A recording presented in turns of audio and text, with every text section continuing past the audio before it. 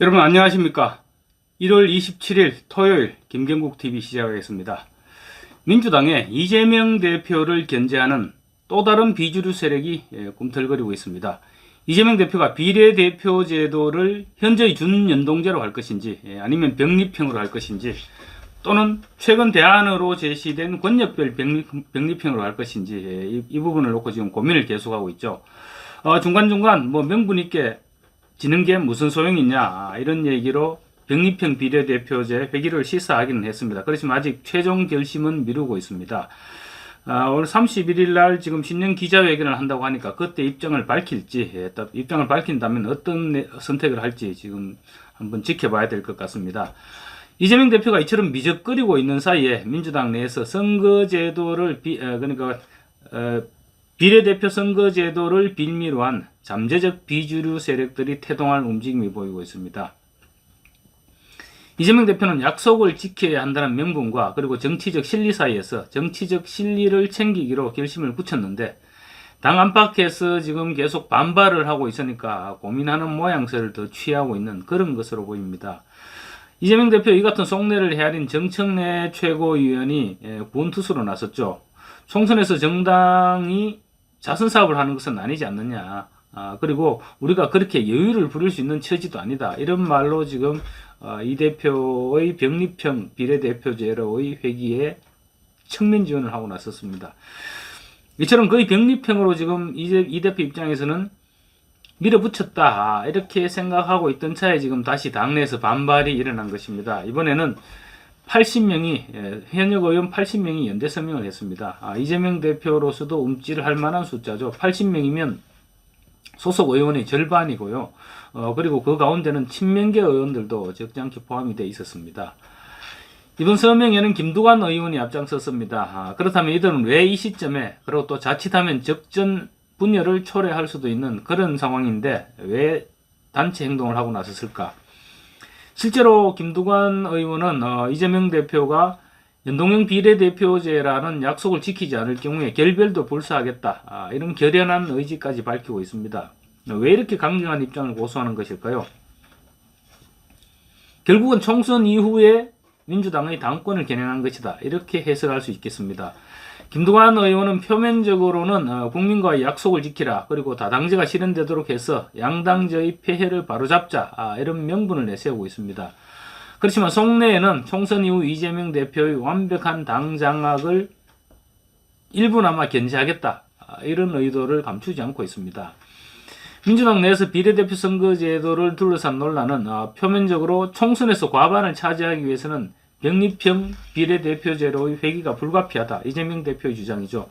그런 주장과 그리고 연동형 비례대표제를 실시키로 한 대국민 약속을 지켜야 된다. 그리고 정치 발전을 위해서는 지금의 양당제보다는 다당제가 바람직하다. 지금 이제 김두관 등 서명파들의 주장입니다.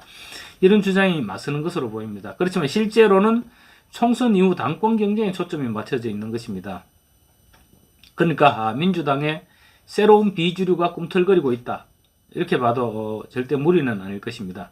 새로운 비주류들은 총선 이후 계속될 이재명 대표에 대한 선거법과 위정교사 1심 재판, 1심 선고, 그리고 대장동과 백현동, 성남FC 이런 사건들의 이런 의혹 사건들에 대한 지금 재판이 시작되어 있죠. 그리고 또 이제 대북 불법 송금, 경기도 법카, 정자동 호텔 이런 이재명 대표한테 둘러서 더 씌워져 있는 여러 가지 의혹들 지금 검찰 수사 중이죠. 그런 사법 리스크, 온갖 사법 리스크에 대해서 이재명 대표가 감당하기 쉽지 않을 것이다. 이런 판단을 하면서 대안을 찾아야 된다는 생각이 머릿속에 있는 것이 아니냐. 그래서 이번에 이 같은 단체적인 서명이라는 집단 행동으로 나선 것이 아니냐. 이렇게 해석도 충분히 가능할 것 같습니다. 지금 비명행사로 지금 민주당의 공천은 비명행사 이렇게 진행되고 있죠. 그러니까 비명계는 거의 공천을 받기 힘들다. 이런 말이 나올 정도로까지 지역구 의원을 이 대표가 친명으로 모조리 채우려 하고 있습니다. 그런 이재명 대표에게 비례대표까지 독식하게 해서는 안 된다. 이런 판단을 서명파들이 하고 있는 것 같습니다. 이재명 대표 입장에서 보면 이제 친문계 쳐냈고 또 비례대표까지 자신의 입맛에 맞는 친위대들을 끌어들인다. 그렇게 되면 거의 이제 이 당은 이재명 사당 내가 마음대로 주무를 수 있는 당이 된다. 이제 마지막 단계다. 이렇게 아마 거의 다 왔다고 생각하고 있을 것입니다. 그런데 또 다른 걸림돌이 등장한 것이죠. 선거제도에서 이재명 대표와 맞서고 있는 서명파들이 가진 유일한 무기는 명분입니다. 그런데 사실 아무리 명분이 있다고 하더라도 공천을 앞둔 시점에서 현역 의원 80명이 서명을 했다는 것은 이재명 대표의 당 운영에 그만큼 문제가 있다고 현역 의원들이 생각하고 있다는 방증입니다. 물론 그 중에는 친명계 의원들도 상당수 있습니다. 그래서 이 사람들도 또 그 속내까지 똑같을지는 뭐 지금으로서는 알 수가 없죠. 그렇지만 서명에 동참한 친명계 의원들 속내는 모르겠지만, 아니 그래도 친명계 의원들이라고 해도 총선 이후 이재명 대표의 운명에 의구심을 갖고 있지 않다? 이렇게 장담할 수는 없겠죠. 총선 결과가 어떻게 되든 간에 이재명 대표의 사법 리스크는 물론 뭐 총선에서 승리한다면 사법 리스크에 대한 강도는 상당 부분 완화될 수도 있을 것이지만 어쨌든 간에 사법 리스크는 계속 진행될 수밖에 없습니다. 그 부분은 이재명 대표 본인도 알고 있고 또 김두관 의원을 비롯한 서명파 80명 모두가 알고 있는 내용이죠. 김두관 의원이 총선 이후 당권에 도전할 만한 실력이 있고 능력이 되는지, 또 뭐 김두관 의원이 총선에서 살아 돌아올지 이조차도 불투명하죠. 어쨌든 그런 실력이나 능력과는 별개로 어쨌든 간에 이재명 대표의 완벽한 당 장악만큼은 막아놔야만 기회가 올 수 있다. 이런 판단은 누구나 할 수 있는 내용이죠. 이 대표를 향한 김두관 의원을 비롯한 서명파들의 연동형 비례대표 촉구 메시지 곳곳에서 이재명 사당화를 견제하는 내용이 담겨 있습니다. 김두관 의원은 이재명 대표를 겨냥해서 이렇게 얘기했습니다. 혼자 다 먹겠다고 욕심부리면 다 죽는다. 이렇게 경고를 했는데요. 그냥 문맥상으로만 보면 혼자 다 먹겠다. 이것은 민주당이 비례대표를 독식하려 한다. 독식하려 해서는 안 된다. 그런 말로 받아들여질 수 있지만 이거 사실 행간을 꼼꼼히 따져보면 혼자서 다 먹는 주체는 분명히 이재명 대표입니다. 그래서 이재명 대표를 직격했다고 볼 수 있는 내용이죠. 김두관 의원 또 사회단체와 제야 원로들까지 끌어들였습니다. 전직 총리들을 비롯한 제야 원로들은 이미 이재명 대표의 사당화에 굉장한 우려를 표명했었죠. 그래서 김두관 의원은 민주당의 퇴행을 막아달라, 공천 탐욕, 1인 지배의 욕심을 버리지 못해 반민주의 벼랑으로 달려가고 있는 민주당의 역행을 꼭 막아달라, 이렇게 제야 원로들에게 호소했습니다. 저야 민주당의 사당화를 저지해 줄 것을 당부하고 또 자기들의 노력에 대해서 지지해 줄 것을 호소하고 나선 것입니다. 사실 이 대표가 연동형 비례대표제를 꺼려하는 이유 많지나가 다 알고 있죠. 병리평으로 해야만 당 장악력을 높일 수 있고 또 단일 대오를 갖춘 이재명 사당화, 그 정당으로 탈바꿈할 수 있기 때문입니다. 이재명 대표가 이낙연 그리고 원칙과 상식을 필두로 한 비명계를 쳐낸 데 이어서 친문계로 화살을 돌렸고 이제 심지어 이해찬계 친명인 조정식 사무총장까지 겨냥한 것은 모두 총선 이후 당권과 관련이 있다. 그렇게 보면 될 것입니다. 조정식 사무총장을 건드리는 것으로 봐서 친명 성향인 이해찬계 역시 못 믿겠다. 이런 속내가 감지되고 있습니다.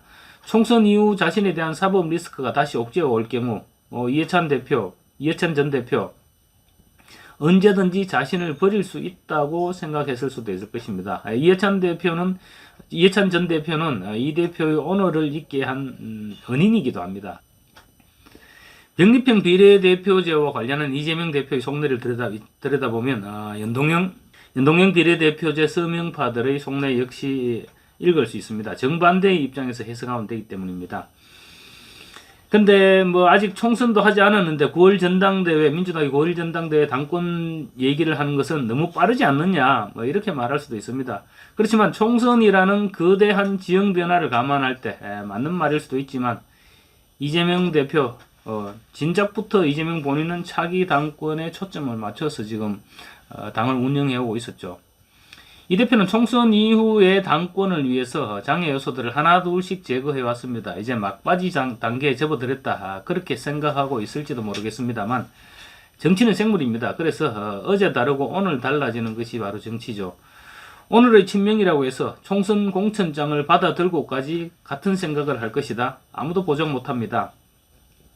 또 총선에서 당선되면 더 심해지겠죠. 4년 이제 국회의원들 당선만 되면 4년은 계속 가는 거니까 4년 이후를 바라보게 되죠. 그런 현역 의원들이 리스크 덩어리인 이재명을 계속 추종할 수 있을까요? 공천장을 받는 순간부터 상처투성이의 이재명 대표의 리더십은 약화될 수밖에 없을 것입니다. 설령 또 총선에서 승리한다고 해도 의원들이 이재명 대표를 중심으로 일사불란하게 움직일 수 있을까요? 지금 더군다나 여권에서는 한동훈 비대위원장, 이재명 대표의 지지율을 훨씬 능가하고 있습니다. 그래서 총선이 끝나면 민주당 안팎에서 제야에서 이재명의 대안을 빨리 물색해서 키워야 된다. 이런 여론이 또 급증할 수도 있습니다. 물론 이재명 대표 총선이 끝나고 나면 성패를 떠나서 윤석열 정부와의 대여투쟁을 최고조로 끌어올릴 것입니다. 대여투쟁을 최고조로 끌어올려서 당 내부의 관심을 최대한 외부로 돌리겠죠. 그렇게 당을 단합시키면서 자신의 리스크를 덮으려 하겠지만 그게 그리 쉽지는 않을 것입니다. 이번에 김두관 의원을 비롯한 서명파들 일부는 그 같은 상황에 대비해서 가능한 이재명 대표의 힘을 빼놓자 이런 생각에 의기투합했을 가능성이 있습니다. 감사합니다.